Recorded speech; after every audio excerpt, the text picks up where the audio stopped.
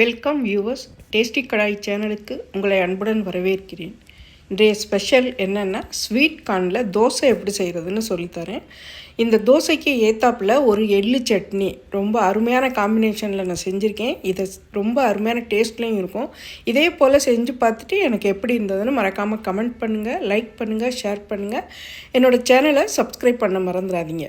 பாருங்கள், இப்போ எப்படி இருக்குது பாருங்கள். தோசை இவ்வளோ சாஃப்டாகவும் இருக்கும், கிறிஸ்பியாகவும் இருக்கும். அந்த மாதிரி ஒரு டெக்ஸ்சரில் இருக்கும்.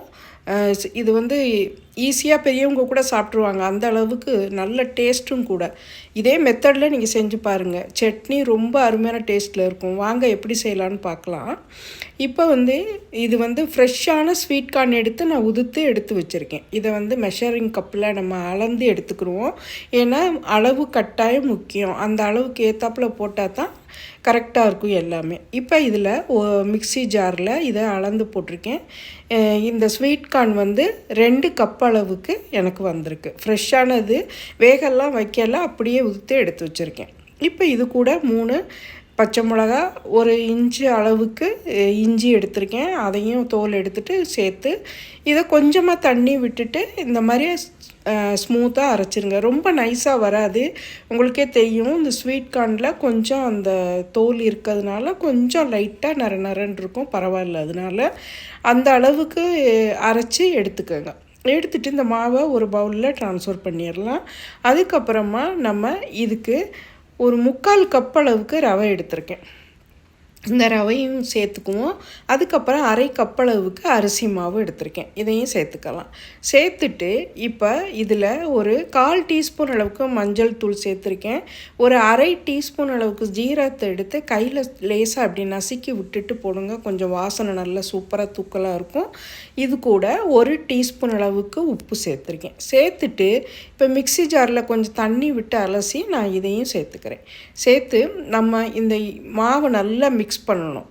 இப்போ இந்த மாவில் கொஞ்சம் கொஞ்சம் தண்ணி ஆட் பண்ணி நம்ம இட்லி மாவு பதம் வர வரைக்கும் நம்ம இதை மிக்ஸ் பண்ணணும். இப்போ இதில் ஒரு 1/4 டீஸ்பூன் அளவுக்கு பெருங்காயத்தூள் சேர்த்துட்டேன்.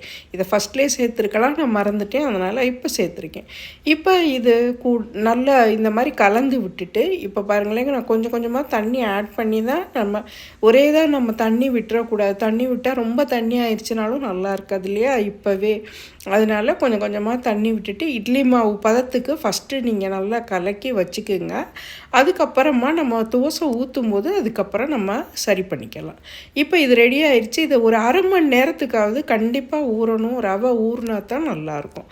அதனால் இதை மூடி ஊற வச்சிடலாம் ஒரு 30 நிமிஷத்துக்கு.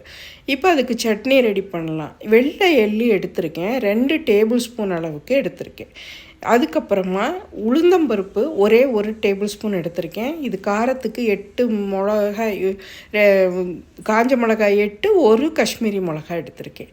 இதில் தேங்காய் எடுத்திருக்கேன். தக்காளி 1 பெருசு எடுத்திருக்கேன். கருவேப்பிலை, ஒரு பெரிய வெங்காயத்தை நறுக்கி வச்சுருக்கேன். இப்போ ஃபஸ்ட்டு நம்ம இந்த எள்ளை ட்ரை ரோஸ்ட் பண்ணிக்கணும். இதை எண்ணெயில் போட்டு வறுக்கக்கூடாது. நல்ல லோ ஃப்ளேமில் வச்சு நல்லா பொரியும் சடச்சடான்னு. அது வரைக்கும் பாருங்கள், இந்த பொரிஞ்சு வருது பாருங்கள். இந்த அளவுக்கு நம்ம வறுத்துட்டு இதை எடுத்து நம்ம ஒரு பிளேட்டில் எடுத்து வச்சுக்கலாம். இப்போ இதே பேனில் ஒரு 2-3 டீஸ்பூன் அளவுக்கு எண்ணெய் விட்டுக்குங்க. ஏன்னா எல்லா பதார்த்தமும் இதிலே வறுக்க போகிறோம். அதனால் இப்போ ஃபஸ்ட்டு இந்த காஷ்மீரி மிளகாயை உடச்சி போட்டிருக்கேன். இந்த காஞ்ச மிளகாயும் போட்டு நல்லபடியாக இதை கொஞ்சம் லோ ஃப்ளேமில் வச்சு கருகாமல் நல்லா சிவந்து வர மாதிரி வறுத்து விடுங்க. நல்ல வாசனை வரும் இல்லையா, அது வரைக்கும்.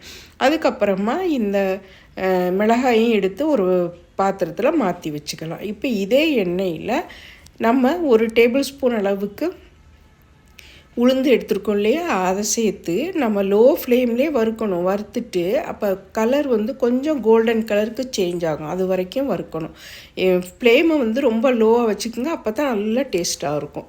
இப்போ இது கூட இந்த தேங்காய் சேர்த்துருக்கேன். தேங்காய் ஒரு 1/2 கப் அளவுக்கு எடுத்துக்கோங்க, போதும்.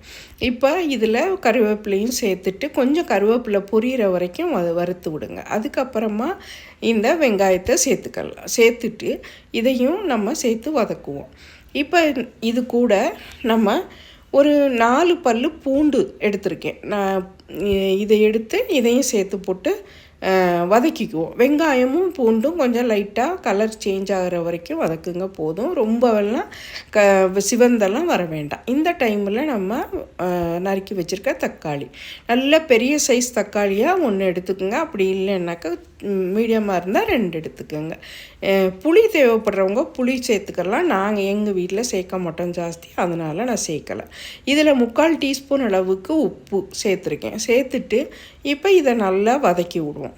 இப்போ இந்த தக்காளி கொஞ்சம் அந்த தோல் மாத்திரம் லைட்டாக பிரிஞ்சு வர மாதிரி ஸ்டேஜ் வரைக்கும் வதக்கிக்குவோம். வதக்கிட்டு எடுத்தாச்சு. இப்போ இந்த அளவுக்கு போதும். இப்போ இதை எடுத்து ஒரு பிளேட்டில் ட்ரான்ஸ்ஃபர் பண்ணி வச்சுக்கலாம். இதை ஆற விடணும். அதனால் ஒரு பிளேட்டில் நல்ல ட்ரான்ஸ்ஃபர் பண்ணிவிட்டு இதை நல்லா கொஞ்சம் விரித்து விட்டுருங்க. இது கூட நம்ம 2 பதார்த்தம் எடுத்து வச்சுருக்கோம் இல்லையா, அந்த மிளகாயும் அதுக்கடுத்து இந்த வறுத்து வச்ச எள்ளு இதையும் இது கூடயே சேர்த்துக்கோங்க. சேர்த்துட்டு நல்லா ஆற விட்டுறலாம். ஆற விட்டுட்டு தான் அரைக்கணும். இப்போ ஆறிடுச்சு. இப்போ நான் மிக்ஸி ஜாரில் சேர்த்து இதை கொஞ்சம் தண்ணி விட்டுட்டு அரைங்க. ரொம்ப வலுவலுன்னெலாம் அரைக்க வேண்டாம். கொஞ்சம் லைட்டாக பரப்பரான்னு இருக்கணும். இப்போ இதில் தண்ணி விட்டுட்டு நம்ம இதில் உப்பெல்லாம் ஏற்கனவே சேர்த்தாச்சு இல்லையா, இப்போ அரைச்சி எடுத்துகிட்டு வந்துட்டோம். பாருங்கள், லைட்டாக கையில் அப்படி எடுத்து பார்க்கும்போது கொஞ்சம் லைட்டாக கையில் தட்டுப்படும். அந்த அளவுக்கு கொஞ்சமாக குறன்னு இருக்கணும். அந்த அளவுக்கு நான் சட்னி ரெடி பண்ணிவிட்டேன். இப்போ இதை ஒரு பவுலில் நம்ம மாற்றி கொஞ்சம் தண்ணியெல்லாம் சேர்த்து மிக்ஸ் பண்ணி ரெடியாக எடுத்து வச்சுக்குவோம் தாளிப்புக்கு.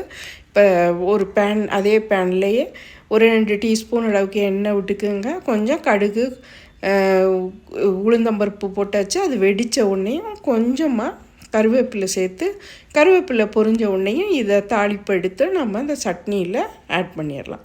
ஆட் பண்ணிவிட்டு இப்போ சர்வ் பண்ண ரெடியாகிடுச்சு தட்லி. இப்போ நம்ம தோசையும் பார்க்கலாம். பாருங்கள், எவ்வளோ அருமையான கலர்ஃபுல்லான டேஸ்டியான சட்னி ரெடி ஆயிடுச்சு.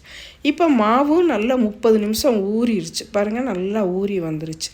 இப்போ இது கூட சில பொருட்கள் நம்ம சேர்க்கணும். அப்போ தான் நல்ல டேஸ்ட்டாக இருக்கும். ஏன்னா ஸ்வீட் கார்ன் கொஞ்சம் ஸ்வீட்டாக இருக்கும் இல்லையா, அதனால். இப்போ இதில் கொஞ்சம் கொத்தமல்லி சேர்த்துருக்கேன்.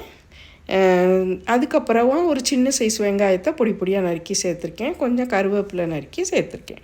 சேர்த்துட்டு இதில் இன்னும் கொஞ்சம் தண்ணி விட்டு நல்லா கலந்து விட்டுருங்க. அதாவது ரவா தோசைக்கு நம்ம ரெடி பண்ணுவோம் இல்லையா, அந்த அளவுக்கு நீங்கள் நல்லா தண்ணி விட்டு கலந்துக்குங்க. கலந்துட்டு இப்போ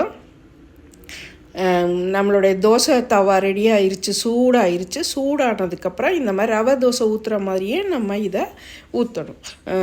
நம்ம சாதாரண ரைஸ் தோசை மாதிரி இல்லாமல் சைடில் இந்த மாதிரி கரண்டியில் எடுத்து ஊற்றிட்டு கொஞ்சம் நல்ல சிவந்து வருது பார்த்திங்களா, கலர் சேஞ்ச் ஆகி. அந்த டைமில் நம்ம எண்ணெய் விடணும்.